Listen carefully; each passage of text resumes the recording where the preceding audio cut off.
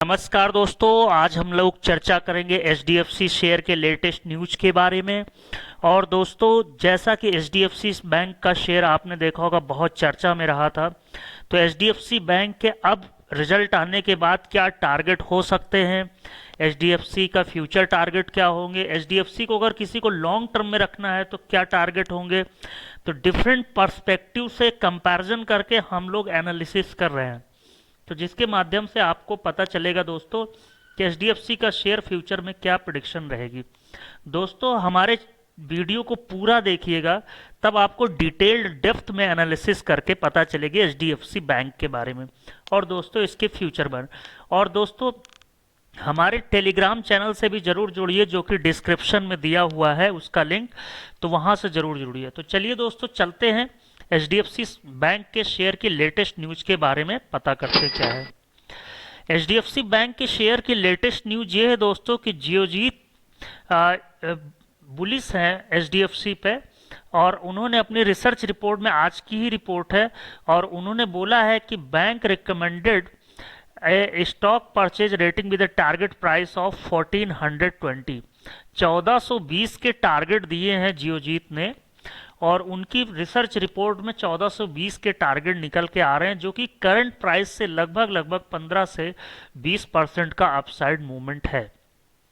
तो दोस्तों, बहुत सारे ब्रोकरेज हाउसेस बुलिश हैं, और एक चीज आपने देखा होगा दोस्तों कि जितने भी म्यूचुअल फंड अगर आप देख लीजिए कि उन्होंने कहाँ इन्वेस्ट कर रखा है, तो सबसे ज्यादा HDFC bank, Reliance industries, ICICI bank, इन्हीं 3-4 में इन्होंने ज्यादा इन्वेस्टमेंट कर रखा है।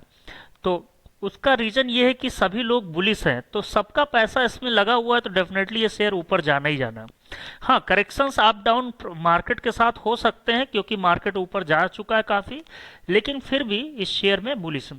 दूसरी चीज, आदित्यपुरी जो वहां के जो मेन कह सकते हैं कि लीडर हैं आदित्यपुरी एचडीएफसी बैंक के, उन्होंने कहा है कि HDFC bank having $6 to $7 billion of access liquidity, यानी इनके पास लिक्विडिटी जैसी कोई प्रॉब्लम नहीं है, एक्सेस में लिक्विडिटी है $6 से $7 बिलियन की।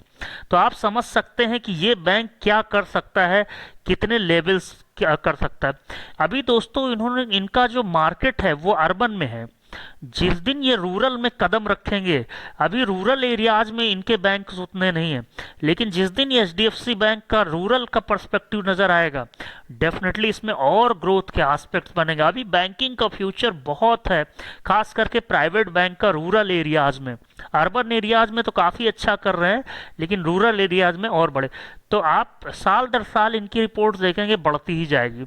अच्छा, एक और चीज हुई है, एचडीएफसी ने एक्सचेंज में फाइल किया है, net profit of India largest lender increase by 18% year on year. तो आप समझ सकते हैं 18% के साथ ग्रोथ कर रहा है, तो इसका शेयर भी 18% के साथ ग्रो करेगा, ये भी जान लीजिए। दोस्तों, अगर आपने देखा होगा कोरोना वायरस के जिस समय लो बनाया, वहां से कितना रिकवरी कर दिया इसने, लगभग 60% 63% का अपसाइड मूवमेंट आ चुका है।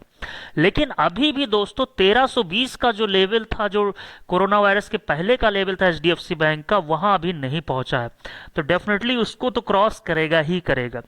तो इनके रिजल्ट्स जो बहुत अच्छे आ रहे हैं, और साथ में डिविडेंड भी अच्छा देते हैं।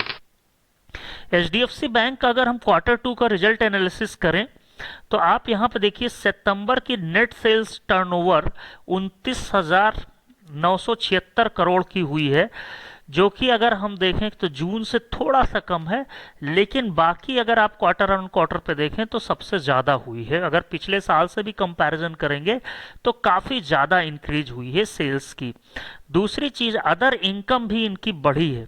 तो अगर टोटल इनकम देखें तो टोटल इनकम लगातार इनकी इंक्रीज हो रही है, अगर आप पिछले 4-5 क्वार्टर को देखेंगे तो। और दूसरी चीज, एक्सपेंसेस भी बढ़ रहे हैं। एक्सपेंसेस का बढ़ने का रीजन ही यही है, क्योंकि अब इन्होंने net banking, other phone banking और उन सब में एसएमएस बैंकिंग पे फोकस कर रहे हैं, तो ये एक बड़ी चीज निकल के आ रही है। प्रोविजंस मेड, जो कोरोना वायरस के समय पे प्रोविजंस किए थे, वो काफी अच्छे इन्होंने कर रखे हैं। टोटल एक्सपेंसेस भी कुल मिला के 11,758 करोड़ का है, जो कि आप देखिए तो इंक्रीज कर रहा है। यानी कि बैंक जैसे से ग्रो कर रहा है, एक्सपेंसेस भी ग्रो कर रहे हैं, यानी कंजूसी नहीं कर रहे हैं, सभी जगह पे अच्छा पैसा खर्च कर रहे हैं सभी एरियाज में। तो इनका टोटल जो ऑपरेटिंग प्रॉफिट है वो जरूर थोड़ा सा जून क्वार्टर से कम हुआ है, लेकिन अदर क्वार्टर से देखें, पिछले साल के क्वार्टर्स देखें तो बढ़ा है। एब्टा मार्जिन देखिए तो ये इंटरेस्टिंग फैक्टर होता है किसी का कितना ग्रोथ हो सकता है, तो वो जरूर बढ़ा है, और वो पिछले कई तिमाही से देखें तो बहुत ज़्यादा हो चुका है। और एक और चीज़ देखें तो रिपोर्ट जो प्रॉफिट एंड लॉस हुआ है, तो टोटल नेट प्रॉफिट देखें तो लगातार पिछले चारों पांचों क्वार्टर से रिपोर्ट प्रॉफिट आफ्टर टैक्सेशन 7513 यानी 7513 करोड़ का किया है। इक्विटी कैपिटल इनकी इंक्रीज हो रही है जो कि 550 करोड़ की है। तो डेफिनेटली शेयर में एक बेहतरीन रिजल्ट प्रेजेंट किया है, जिसका लॉन्ग टर्म में काफ़ी तगड़ा इम्पैक्ट बैंकिंग सेक्टर में देखने को मिलेगा। और कहीं ना कहीं अगर शेयर मार्केट को 12,000 क्रॉस करना है और 13,000 पहुंचेगा, तो कहीं ना कहीं HDFC bank, Reliance industries, ICICI bank और एसबीआई ये मेन लीडर होंगे आगे आने वाले समय। कंपैरिजन करते हैं हम इसके पीयर से एचडीएफसी बैंक का versus ICICI bank versus IndusInd bank. तो अगर हम इन तीन बैंकिंग प्राइवेट सेक्टर बैंक को देखें तो एचडीएफसी बैंक का करंट प्राइस 1232 है, आईसीआईसीआई बैंक का 413 है, इंडसइंड बैंक का 614 के आसपास है, ये आपका 614 है। और पी बाई ई अगर आप देखें तो पी बाई ई आप देखिए तो 25 का है P by E HDFC bank का।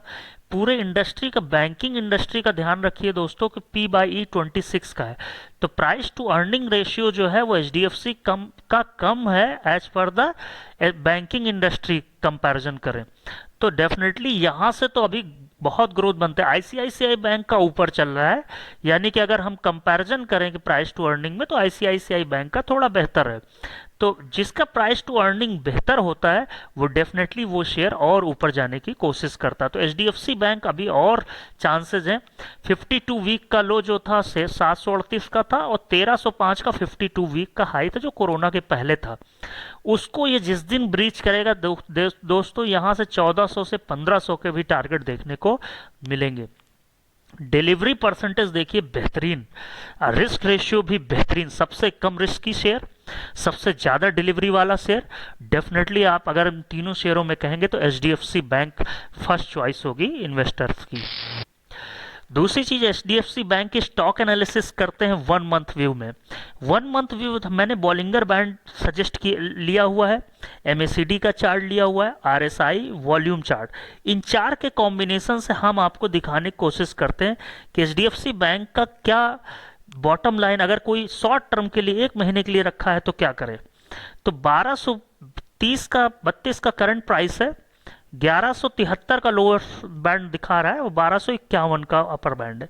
तो अगर किसी के पास है तो चूंकि शेयर मार्केट काफ़ी ऊपर है तो अपना वो 1250 के आसपास जैसे ही जाए तो वहाँ पे प्रॉफिट बुक कर लें, और 1173 के आसपास जब आए तो उसको दोबारा से फिर से बाई करें। तो बेहतर यही है कि 1232 के आसपास है तो 1250 तक जाए तो वहाँ पे प्रॉफिट इसको बुक कर लें, और फिर फर्दर जब दोबारा से 1200 के नीचे आए, 1180 के आसपास आए तो दोबारा से फिर से इसको बाई करें। एचडीएफसी बैंक का स्टॉक एनालिसिस देखें 1 साल के व्यू के लिए, यानी लॉन्ग टर्म पर्सपेक्टिव के लिए, तो क्या नजरिया होगा। यहाँ पे देखिए दोस्तों मैंने रेड एरो इंडिकेट की हुई है कि यहाँ पे लगभग 1280 के आसपास से गिरना शुरू हुआ कोरोना वायरस के समय पे और 730 तक गया, फिर यहाँ से एक रेंज माउंट दिखाया और फिर धीरे धीरे देखिए अपसाइड मूवमेंट आते जा रहे हैं, बढ़ते जा रहे हैं। अभी ये करेंटली 1010 से अप ट्रेंड में चल रहा है, तो जब तक ये 1010 का नीचे का लेवल नहीं तोड़ेगा तब तक इसमें कोई भी कमजोरी के संकेत नहीं होंगे।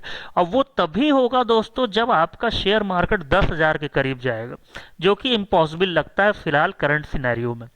तो फिलहाल आप इसको अगर लॉन्ग टर्म पर्सपेक्टिव से रख रहे हैं तो डेफिनेटली होल्ड करिए, 1010 का स्टॉप लॉस लगाइए, और टारगेट आने वाले दिनों में 1500 तक के भी टारगेट देखने को मिल सकते हैं।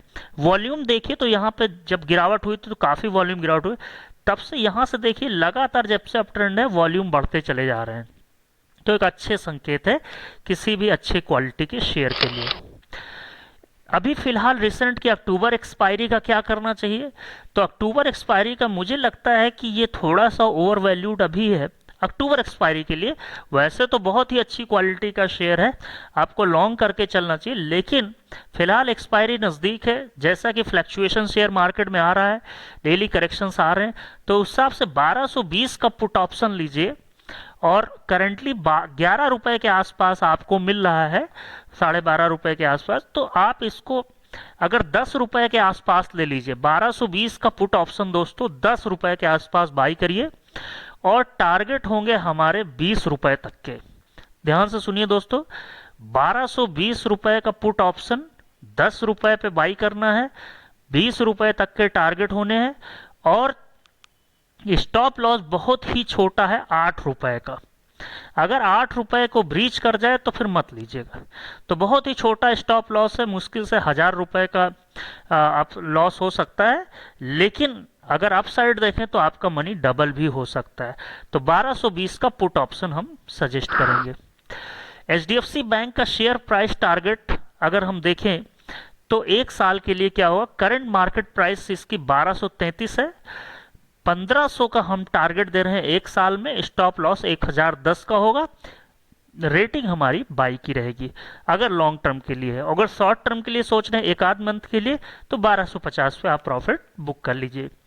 तो दोस्तों ये था शेयर मार्केट रिस्क के अधीन है, तो हमेशा स्टॉप लॉस जरूर मेंटेन रखें और अपने टारगेट भी फिक्स करें। हमें Telegram channel the trading bulls पे फॉलो करिए, ट्विटर पे फॉलो करिए, फेसबुक पे फॉलो करिए और हमारे इंट्राडे ट्रेडिंग अगर कोई करना चाहता है तो द ट्रेडिंग बुल्स में ज्वाइन करें टेलीग्राम पे फ्री ऑफ कॉस्ट और उसको अच्छे रिटर्न देखने को मिलेंगे। थैंक यू दोस्तों, ये थी शेयर एनालिसिस एचडीएफसी बैंक की। दोस्तों उम्मीद है आपको पसंद आई होगी, पसंद आई तो लाइक एंड सब्सक्राइब करना मत भूलिए। थैंक यू दोस्तों।